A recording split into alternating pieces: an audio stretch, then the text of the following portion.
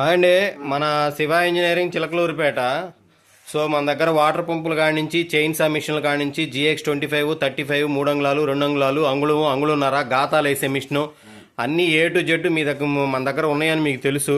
So ఇప్పుడు ఏంటంటే present మనకి జై కిసాన్ బ్రాండ్ మనకి లిథియం బ్యాటరీతో అన్న ఈ బ్యాటరీ స్ప్రేయర్ ఒకటి కొన్నారు. అన్న మీది ఏ ఊరన్నా? రామచంద్రాపురం. ఇప్పుడు ప్రజెంట్ మీరు కొనుక్కుంది దేనికన్నా?